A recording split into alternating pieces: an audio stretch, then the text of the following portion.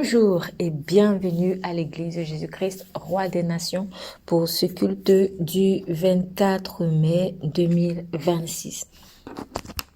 Alors, je me suis réveillée avec cette pensée, mais c'est bien plus qu'une pensée, à vrai dire, parce que je me voyais vraiment écrire cette phrase dans un songe que j'ai fait aujourd'hui. Et cette phrase, c'est celle-ci: celui qui ne sert pas Dieu finira par le desservir. Celui qui ne sert pas Dieu finira par le desservir. Alors, nous allons lire dans Josué, verset chapitre 24. Si vous avez écouté les deux derniers, précisément l'avant-dernier message du culte, donc celui d'il y a 2 semaines, vous verrez qu'on est à peu près dans la même lignée. Laisse partir mon peuple afin qu'il me serve. Donc, nous sommes dans Josué chapitre 24, à partir du verset 14, je lis. C'est Josué qui parle au peuple d'Israël. Maintenant, craignez l'Éternel et servez-le avec intégrité et fidélité.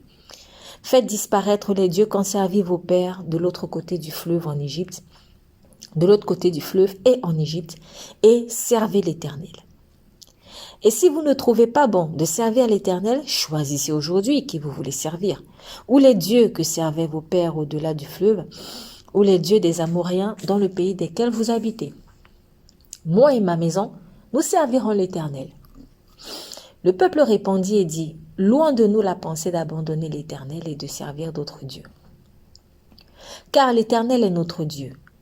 C'est lui qui nous a fait sortir du pays d'Égypte, de la maison de servitude, nous et nos pères. C'est lui qui a opéré sous nos yeux ces grands prodiges et qui nous a gardés pendant toute la route que nous avons suivie et parmi tous les peuples au milieu desquels nous avons passé. Il a chassé devant nous tous les peuples et les Amoréens qui habitaient ce pays. Nous aussi, nous servirons l'Éternel, car il est notre Dieu. Amen. Donc, on va s'arrêter au verset 18. Celui qui ne sert pas, Dieu le dessert. Alors, dans le monde spirituel, il n'y a pas de demi-mesure. Ou vous êtes pour Dieu, ou vous êtes contre Dieu. Ou vous êtes pour Dieu, ou vous êtes contre Dieu. Ou vous rassemblez avec Jésus-Christ, ou vous dispersez.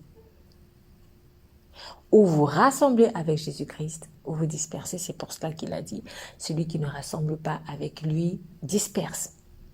Donc, si les œuvres que vous pratiquez ne contribuent pas à l'extension du royaume de Dieu, forcément, fatalement, elles vont plutôt contribuer à détruire le royaume de Dieu. Je dis détruire entre guillemets.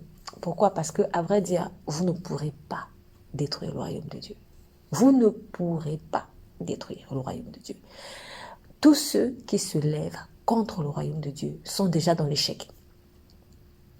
Tous ceux qui se lèvent contre le royaume de Dieu sont déjà dans l'échec.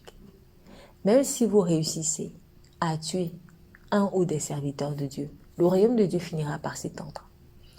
On a tué Étienne.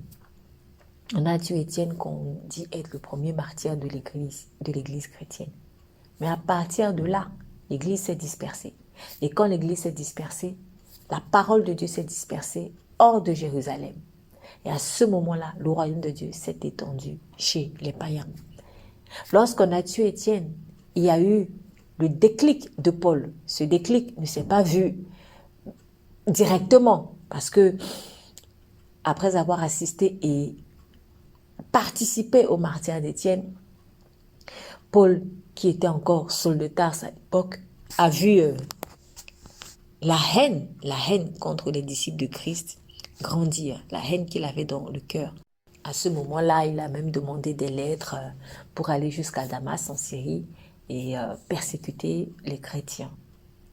Mais c'est sur le chemin de Damas que Paul, Saul, à ce moment-là encore, a eu la révélation de Jésus-Christ qui lui était apparu sur le chemin. Et l'ancien persécuteur est devenu apôtre de Jésus-Christ. Lui qui dispersait, il est devenu celui qui a rassemblé. Et ça, au prix de sa vie. Au prix de sa vie. Parce que non seulement il a été beaucoup persécuté, mais Paul a été aussi tué à cause de Jésus-Christ. Mais aujourd'hui encore, nous sommes au bénéfice de son service. Nous sommes au bénéfice d'un ministère qu'il a totalement voué à Dieu. Il avait véritablement voué sa vie à Dieu. Et aujourd'hui, bien sûr, il est dans la félicité éternelle. Si vous ne servez pas Dieu, vous allez le desservir. Beaucoup de personnes, en fait, pensent comme Saul de Tarse à l'époque servir Dieu en faisant du mal à ceux qui servent Dieu. Et vous pouvez faire du mal à ceux qui servent Dieu de mille et une manières. Par exemple, on va lire le psaume. On va lire le psaume 62. C'est David qui est en train de répandre son cœur devant Dieu. Et David dit ceci. Oui, c'est en Dieu que mon âme se confie, de lui vient mon salut. Oui, c'est lui qui est mon rocher et mon salut, ma haute retraite. Je ne chancellerai guère. Jusqu'à quand vous jetterez-vous sur un homme? Chercherez-vous tous à l'abattre? Comme une muraille qui penche, comme une clôture qu'on renverse? Ils conspirent pour le précipiter de son poste élevé. Ils prennent plaisir au mensonge. Ils bénissent de leur bouche et ils maudissent dans leur cœur. On va d'abord s'arrêter là. Amen. On va d'abord s'arrêter là. David est une personne qui, comme l'apôtre Paul d'ailleurs, a été aussi beaucoup persécuté. Il a été beaucoup persécuté, particulièrement par le roi Saül. Mais même avant sa rencontre avec Saül, ce n'était pas forcément le favori dans la maison de son père. Et on peut imaginer que les relations avec ses frères étaient vraiment tendues. Elles étaient vraiment tendues. Et personnellement, je m'avancerais vraiment sans peur, sans hésitation à dire que, en fait, ses frères, là c'était en l'occurrence ses frères aînés, parce qu'il était le dernier, ses frères étaient des personnes méchantes. Voilà. Donc, David était persécuté. C'était des personnes méchantes. Et je le dis pourquoi? Je le dis parce que lorsque le prophète Samuel est allé dans la maison d'Isaïe, le père de David, Samuel a vu Eliab, Samuel a vu les autres frères. Eliab, c'est le frère aîné, le premier. Et il a vu les autres et il s'est dit, ah ouais, ça doit être celui-ci, ça doit être celui-là, ça doit être... Parce qu'ils étaient beaux, grands de taille. Donc Samuel s'est imaginé que, ah oui, lui, ça doit être un bon roi. En plus, on dit de Saül, lui-même qui était le premier roi, qu'il était très grand de taille. Et si je ne me trompe pas, en tout cas, c'est un bel homme aussi, de figure. Donc, Samuel, en voyant les frères de David, beaux, grands, s'est dit, bon, voilà, ça doit être le profil. Mais Dieu lui a dit, non, non, non, non, pas celui-ci, je l'ai rejeté. Voilà. Et quand Dieu dit de quelqu'un, je l'ai rejeté, comprenez que, en fait, vraiment le cœur de cette personne était mauvais. Le cœur était vraiment mauvais. C'est-à-dire que c'est une personne qui marchait dans la méchanceté. Donc, je m'avance à dire que dans les tensions que David avait avec ses frères, en fait, ces tensions-là existaient parce que ses frères étaient des personnes méchantes. On voit aussi le mépris, par exemple, que Eliab a eu à l'égard de David lorsque David est allé sur le front et se renseignait par rapport à Goliath qui était en train de vociférer contre l'armée d'Israël. Donc, Eliab a vraiment méprisé son frère. Je pense même qu'il y avait peut-être aussi de la jalousie parce que David a été finalement celui qui était choisi, qui était haut parmi ses frères. Donc tout ça, ça n'arrangeait pas forcément Eliab qui faisait partie de l'armée de Saül, qui était l'aîné, le grand, le beau, etc. Bon, parce que beaucoup de personnes pensent que elles vont être choisies par Dieu à cause de leur force physique ou à cause de leur beauté physique ou à cause de leur capacité. Bon, bref, en tout cas, les frères de David, c'était pas des personnes forcément gentilles. Peut-être pas tous, mais bon, en tout cas, un certain nombre d'entre eux n'étaient pas des personnes gentilles. Donc, il y avait des tensions entre eux et David. Mais David n'a pas eu que des déboires avec ses frères. Il en a eu aussi avec Saül, qui était le premier roi d'Israël.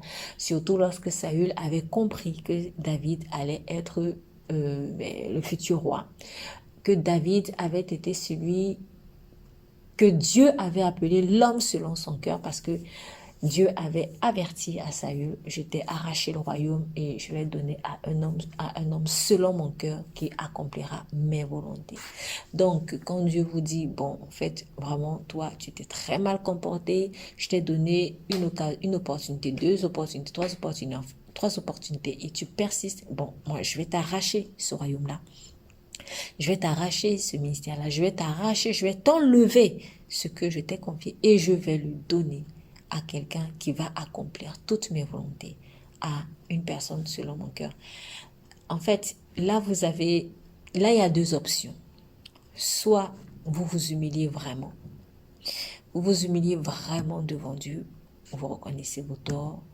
Et vous approuvez aussi le choix de Dieu. Parce que oui, vous pouvez le faire.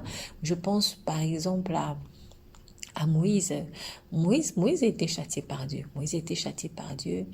Il a laissé sa colère déborder et a désobéi à un ordre de Dieu sous la colère parce que il n'a pas supporté à un moment donné la pression en fait que le peuple lui faisait. Ce n'était pas facile, mais ce n'était pas non plus une raison pour aller frapper le rocher alors que Dieu lui avait dit tout simplement d'ordonner au rocher de libérer de l'eau. Donc, c'est une façon de dire, faisons attention à la colère charnelle. J'aime à dire, laissons-nous plutôt animés par la colère de Dieu, parce que oui, Dieu peut se mettre en colère, et en fait, quand Dieu te communique ses émotions, tu le ressens. Quand le Seigneur Jésus-Christ avait, par exemple, chassé les vendeurs dans le temple, il a été animé par la colère de Dieu. Donc oui, Dieu, il y a plusieurs autres exemples comme ça dans la parole. Néhémie, par exemple, aussi, qui à un moment donné s'est laissé animer par la colère de Dieu. Moïse aussi, à un moment donné, a été animé par la colère de Dieu quand il descendait de la montagne du Sinaï. Du Sinaï, après 40 jours dans la présence de Dieu, il est descendu et il a vu que le peuple s'était corrompu en adorant le veau d'or. Il est écrit, il était embrasé de colère en fait. Mais en fait, c'était une colère divine. Donc, laissons en fait Dieu plutôt nous embraser de sa sainte colère et ne laissons pas notre colère charnelle à nous. En fait, nous embraser parce que cette colère-là, elle va te faire pécher. Elle va te faire pécher. La colère de l'homme n'accomplit pas en tout cas la justice de Dieu. En tout cas, Moïse, il s'est laissé embraser à un moment donné par la colère de Dieu, puis à un autre moment, malheureusement, par sa propre colère à lui. Et il a donc désobéi à Dieu au lieu de parler au rocher, il a frappé le rocher. Et donc Dieu lui a dit, donc, tu n'entreras pas à Canaan. Il fallait aussi que Dieu châtie Moïse pour que le peuple voit que Dieu ne fait pas de favoritisme en fait. Et aussi, je me dis quelque part que le peuple voit finalement les conséquences de leur mauvais comportement parce que c'était à cause du peuple que Moïse s'était emporté. Donc, quand ils se rendent compte, peut-être pour certains, quand ils se sont rendus compte que, en fait, Moïse a été privé d'une bénédiction à cause d'eux, peut-être que ça les a fait réfléchir, peut-être pas. Mais en tout cas, il fallait que Moïse soit quand même châtié aussi devant le peuple, pour que le peuple par ricochet, puisse réfléchir et se raviser. Bon, en tout cas, quoi qu'il en soit, nous voyons que Moïse n'est pas entré à Canaan et il a essayé de négocier, mais Dieu lui a dit, stop, je ne veux plus que tu me parles de cette histoire. Je ne veux plus que tu me parles de cette histoire. Et Moïse a accepté. Il a accepté le châtiment de Dieu. Donc, quand Dieu donne son jugement, vous avez deux options. Soit vous acceptez humblement comme Moïse. Ça, c'est vraiment une attitude personnellement qui m'a beaucoup touchée. Beaucoup touchée. Et cette attitude-là, je l'ai vue aussi chez David. Quand Dieu a fait mourir le fils adultérant de David, Dieu n'était pas content contre David. David a accepté. David a accepté. Il n'a pas commencé à faire... Non, il a accepté. Il a essayé de jeûner, prier pour obtenir la miséricorde de Dieu. Mais Dieu a persisté. Quand David a vu que Dieu était résolu à prendre son fils, David a accepté. Et non seulement il a accepté, mais il a renoncé même au deuil. Il a renoncé au deuil. Parce qu'on nous dit qu'il s'est levé, parce qu'il était couché là au sol, en jeûnant. Il s'est levé, il a pris son bain, il a pris son repas, il allait consoler Bathsheba. Comme si, en guillemets, comme si de rien n'était. Non, c'était pas comme si de rien n'était. En fait, il avait accepté de sortir du deuil, comme si c'était un chapitre passé. Donc, c'est pour dire, ok, Dieu a repris cet enfant. Je ne vais pas tomber dans l'amertume, je ne vais pas... je ne vais pas tomber dans l'amertume, tout simplement. J'accepte ce châtiment et je bénis l'Éternel. C'est là où vous reconnaissez les adorateurs. Les adorateurs acceptent toujours le châtiment de Dieu. Mais ceux qui ne sont pas adorateurs ne l'acceptent pas. Ils ne l'acceptent pas. Et en fait, comme ils ne l'acceptent pas, c'est-à-dire qu'ils sont en train, quelque part, de rejeter la justice de Dieu.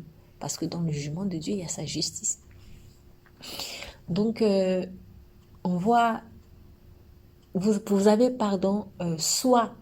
vous pouvez soit accepter la décision de Dieu, soit agir comme Caïn, agir comme Saül. Voilà. Donc, Caïn, en voyant que Dieu avait préféré l'offrande de son frère Abel plutôt que la sienne, donc au lieu de faire mieux, il a décidé de porter en haine Abel. Le problème, ce n'était pas Abel. Le problème, c'était son attitude à lui. Voilà, si tu donnes des offrandes que Dieu n'agrée pas, parce que peut-être ce ne sont pas des prémices, parce que ce sont des offrandes pas... En tout cas, elles ne sont pas agréées par Dieu. Donc, va chercher pourquoi elles ne sont pas agréées par Dieu. Et fais de meilleures offrandes à Dieu. Mais ne t'en prends pas à celui qui lui s'est battu, ou en tout cas qui a payé le prix pour faire une offrande agréable à Dieu. Vous voyez, c'est une forme de lâcheté et c'est méchant. Donc, parce que ce n'est pas la faute d'Abel si Caïn a fait de mauvaises offrandes à Dieu. En tout cas, une offrande misérable. Donc, qui ne correspond pas vraiment au grand roi que Dieu est. Donc, soit vous agissez comme Saül aussi, qui a été dans la même lignée que Caïn. Tu vois que Dieu a préféré quelqu'un, un homme selon son cœur. Ça veut dire que tu n'es pas selon le cœur de Dieu. Donc, décide d'être un adorateur, décide d'être comme David, un homme selon le cœur de Dieu. Au lieu de t'en prendre à celui qui a véritablement voué sa vie à Dieu. Donc, soit vous allez donc persécuter, soit vous allez vous humilier quand Dieu donne son jugement. Je reprends. Quand Dieu rend son jugement, soit vous faites comme Moïse, qui s'est humilié, accepter le jugement de Dieu. Vous faites comme David, qui s'est humilié, accepter le jugement de Dieu. Et ça, c'est l'attitude des adorateurs. Soit vous faites comme Caïn, qui s'en est pris à l'adorateur, ou alors comme Saül, qui s'en est pris à l'adorateur. Et ça, c'est méchant. Quand vous agissez de cette manière-là, comme Saül ou comme Caïn, là, vous ne servez plus Dieu. Vous le desservez. Vous ne servez plus Dieu, vous le desservez. Et desservir, en fait, c'est quoi? Quand on parle de desservir. Bon, si je sers sur une table, donc je vais prendre des plats, des cuillères, des fourchettes, etc. Je vais poser. Si je dessert, je retire. La table reste nue. Donc, desservir, c'est aussi nuire à quelqu'un en lui rendant un mauvais service.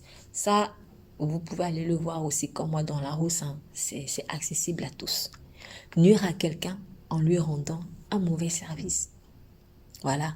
Donc, vous avez pour synonyme ici contrarier, contrecarrer, entraver, léser, préjudicier. Au lieu plutôt d'aider, d'appuyer, d'assister, de secourir, de soutenir. Voilà.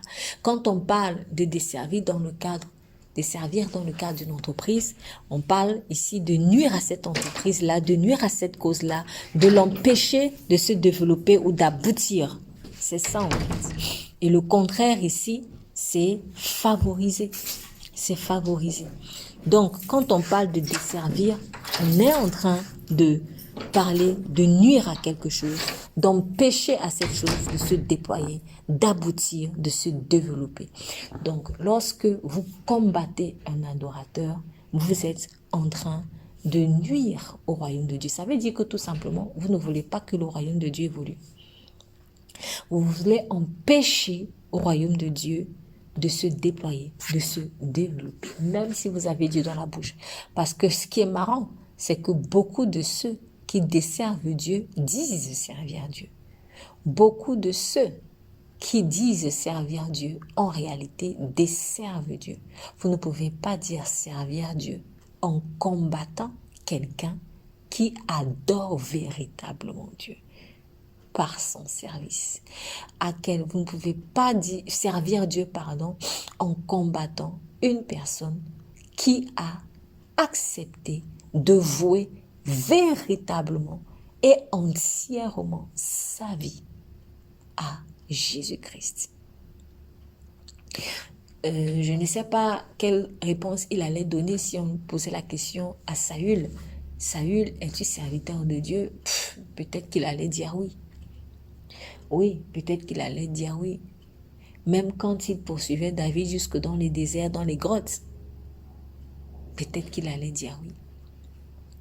Ces personnes dont David parle dans le psaume 62, quand il dit « Jusqu'à quand? Jusqu'à quand vous jetterez-vous sur un homme?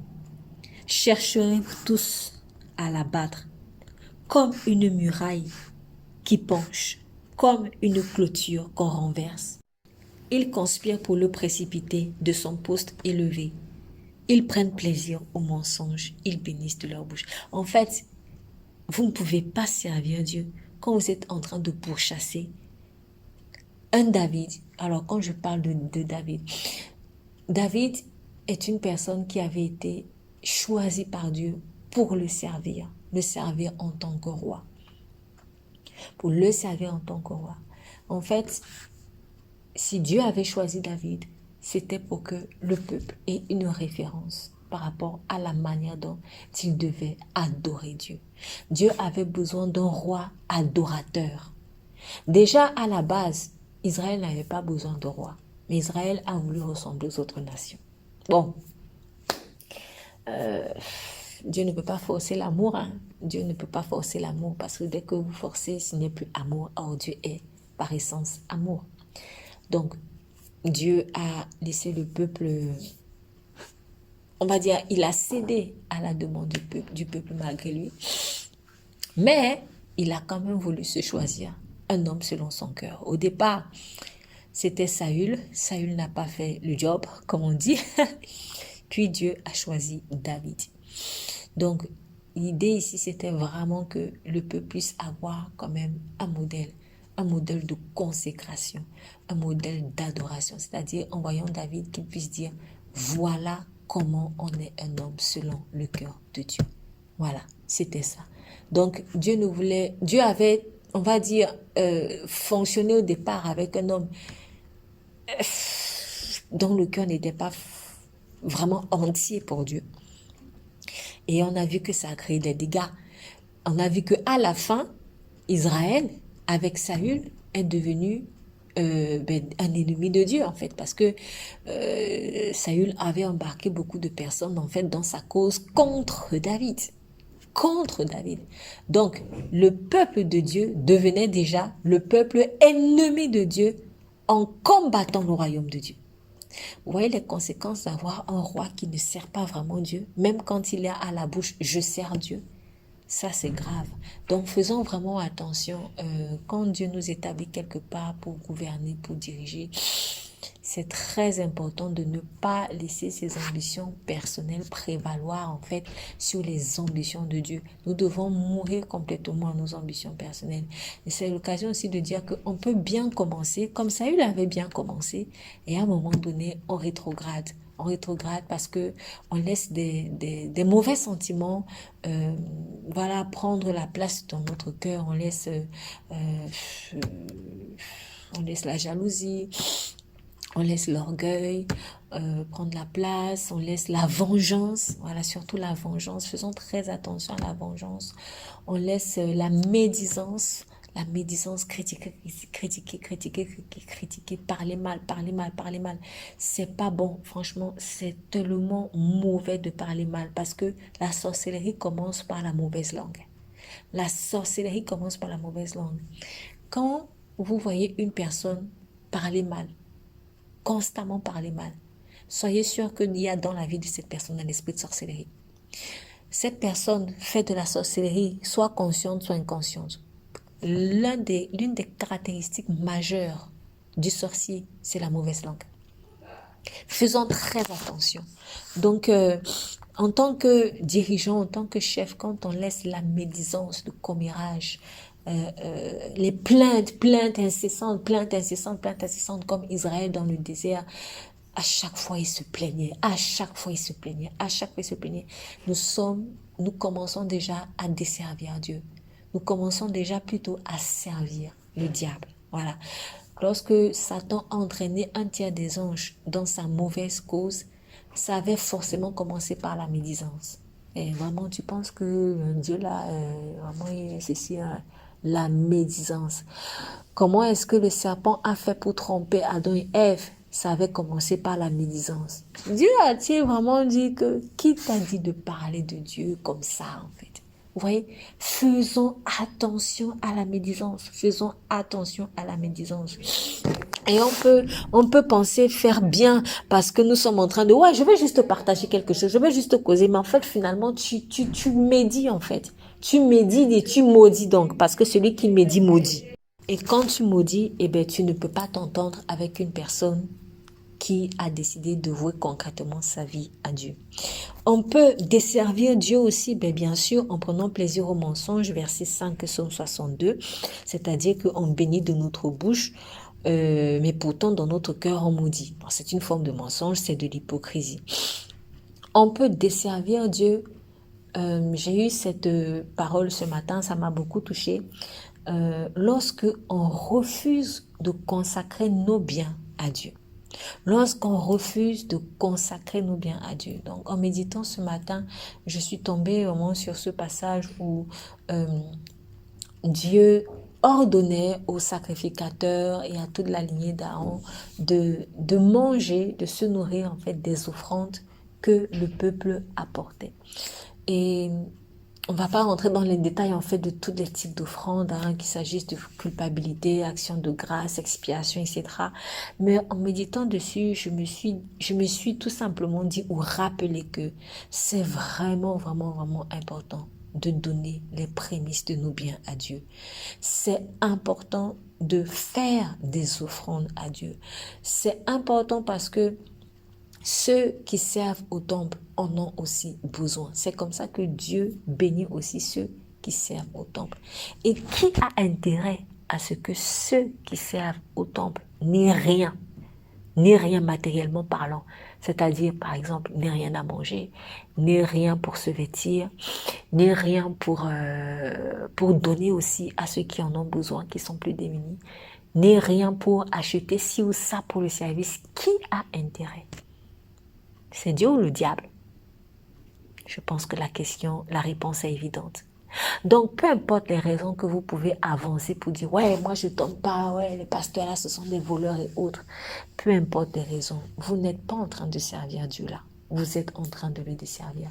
Donc, dans les attitudes que j'ai, dans les systèmes de pensée que j'ai, il faut que je me pose la question, mon attitude est-elle en train de servir Dieu ou de desservir Dieu?